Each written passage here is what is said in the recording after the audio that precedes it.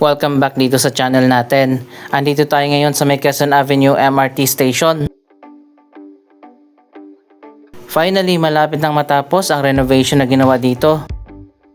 Ayan, makikita nyo naman tapos na dito sa loob ng station. Yung dating naka-open lang, ngayon may window na. Tingnan nyo naman yung sahig, sobrang kintab na. Hindi na sila naglagay ng bagong tiles. Pininturahan yung buong station sa loob at labas. Nagdagdag ng mga bagong ilaw at mga ceiling fan.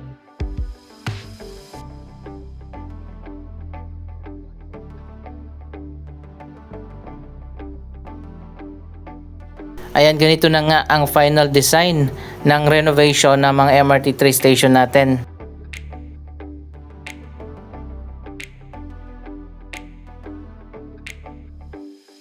Ito ang una nilang ginawa na station.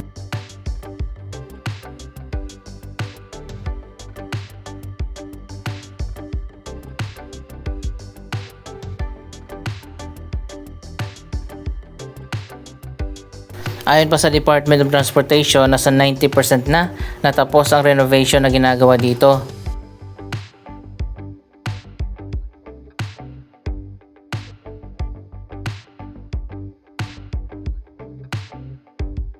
Sa una mukhang maninibago lang tayo, pero sa katagalan, okay naman pala, maganda naman.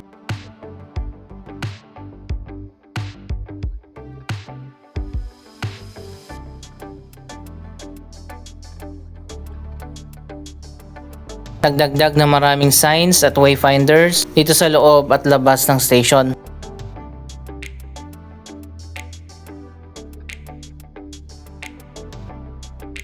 Ganito na ngayon ang magiging CR ng mga MRT3 station. Goodbye na sa mga mabaho na CR. Dito maganda na.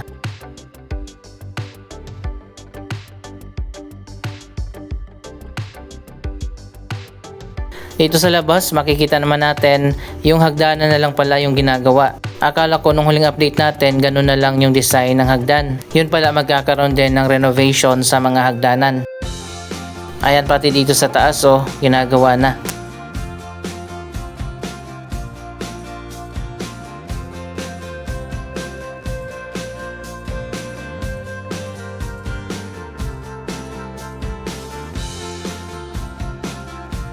Pati dito sa tawiran sa taas ng station, napinturahan na rin.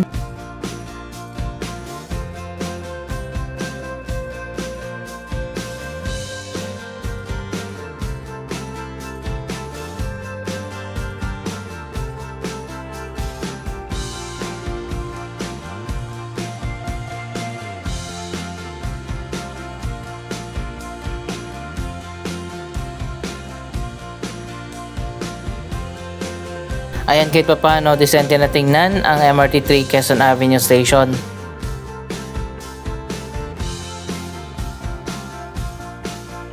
Tapos na rin dito sa kabilang side ng station, napinturahan na rin.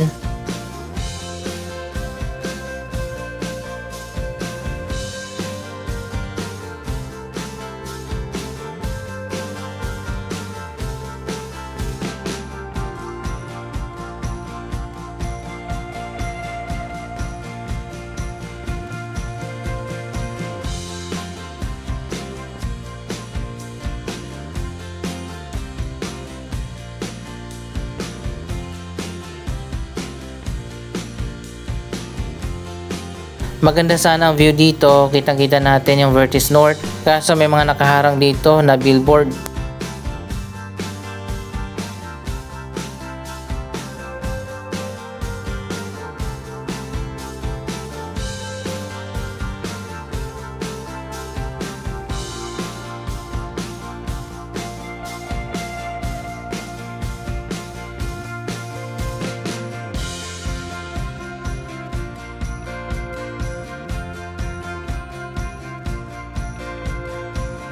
Ayan, marami ng mga bagong signages dito sa labas ng station. Tuloy-tuloy na nga yung pagsasaayos dito sa mga hagdanan.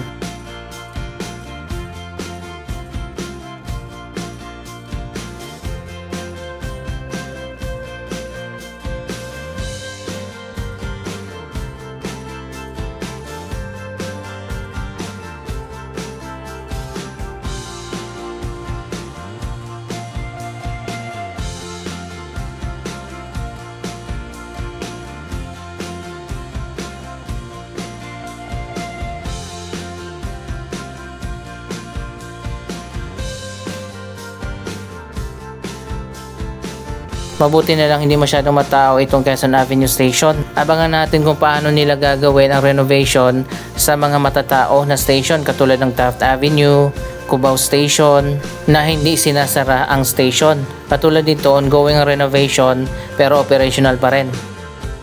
Siguro ang susunod na gagawin ay Kamuning Station. Hindi na siguro i-renovate ang North Avenue Station kasi nga nakatakda na yan na isara kapag natapos na at fully operational na ang Common Station.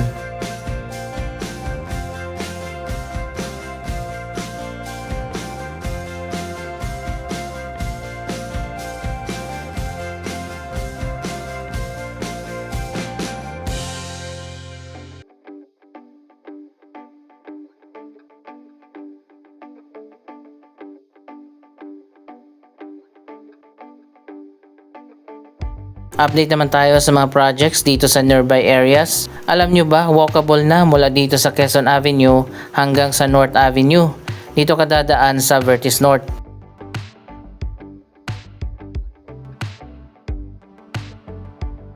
Dito sa kanto ng EDSA at Quezon Ave ginagawa na ang Metro Manila Subway Station. Ito lang pala ang station ng Metro Manila Subway na nasa EDSA. 17 ang magiging station ng Metro Manila Subway mula East Valenzuela hanggang sa Parañaque, pinakadulong station sa Bikutan at meron ding station sa NAIA Terminal 3.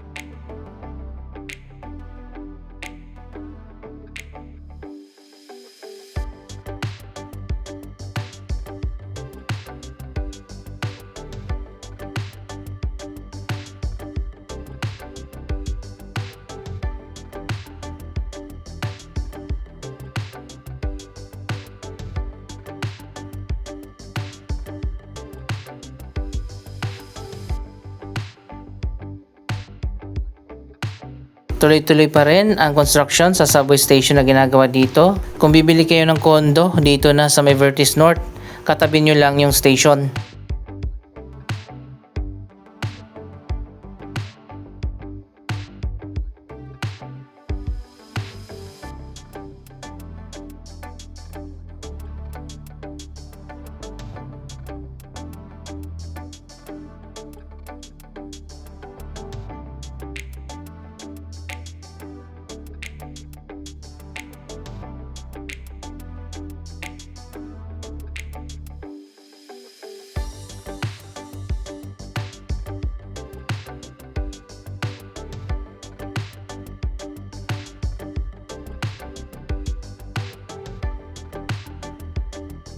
Meron palang ginawang mini park ng MMDA dito sa ilalim ng flyover.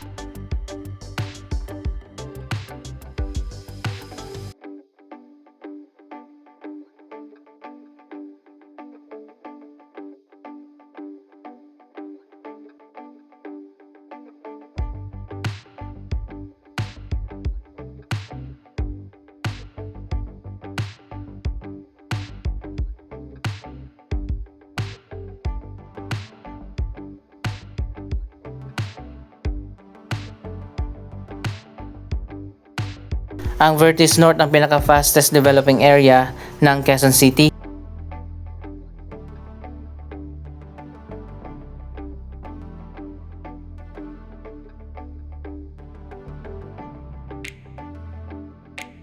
Bukod sa subway station, meron ding busway station dito sa tapat ng Vertis North. Kung commuter kayo, very accessible ang lugar na ito.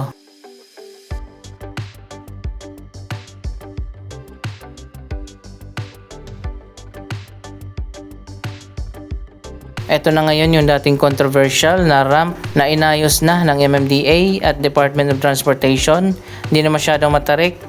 Daanan yan papunta dyan sa elevator na ginagamit ng mga PWD.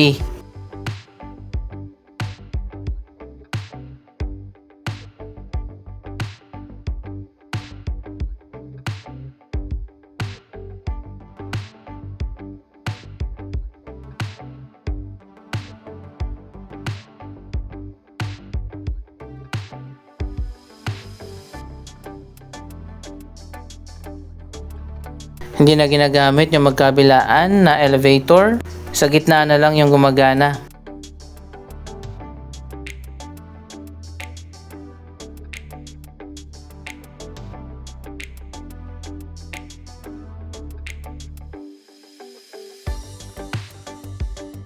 Ito pala ang Phil-Am QC Busway Station.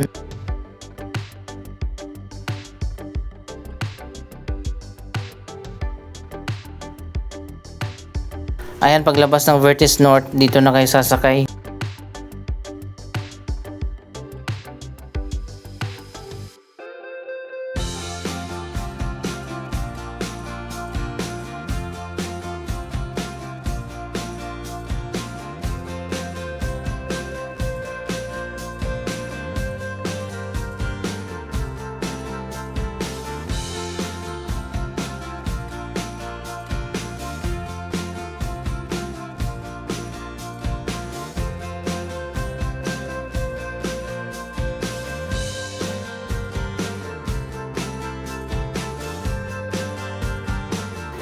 May isa pang bus stop dito para sa mga P2P bus ng Solaire.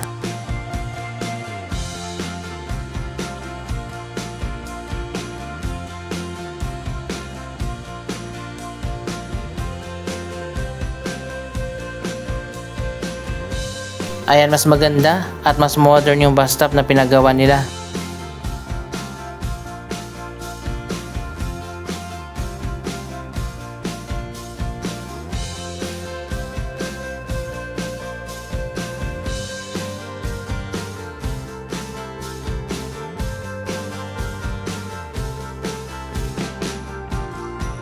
Dito yan sa tapat ng Solaire Resort North.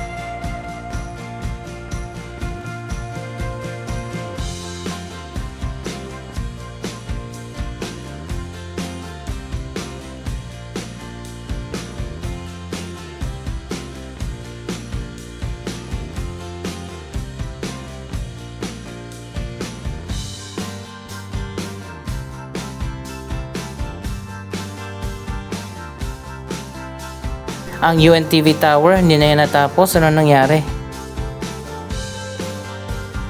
Dito tayo dadaan sa loob ng Vertis North. Mas walkable dito.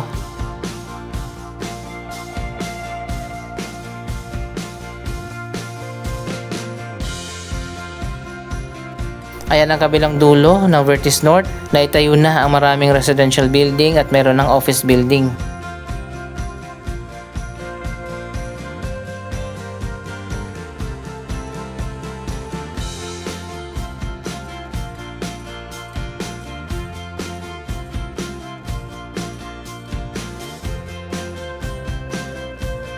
Nandito naman sa likod ng Solaire ang Seda Hotel.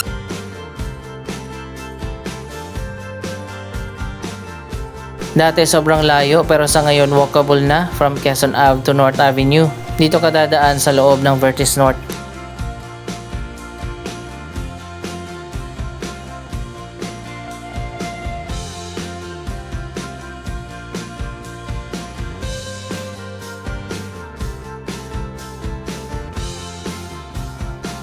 Andito na tayo sa may Ayala Malls Vertis North. Ito ang ikalawang Ayala Mall dito sa area.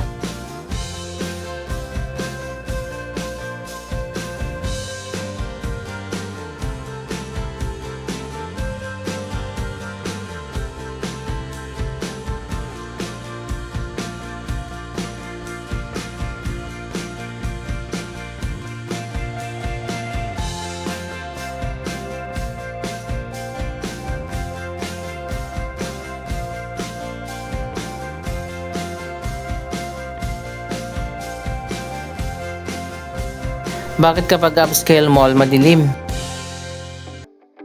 May dalawang anchor tenant dito, Uniqlo at H&M.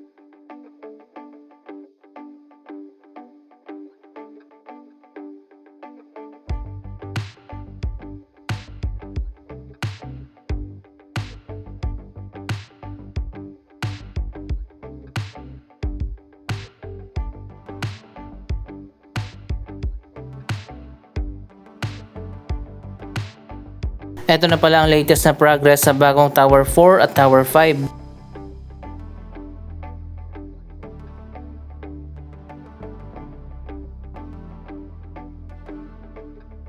Ano masasabi nyo sa mga development na ito? Mag-comment lamang dyan sa baba ng inyong mga reaksyon. Maraming salamat sa inyong panonood. Huwag kalimutan na i-like, i-share ang video ito at mag-subscribe. Thank you for watching!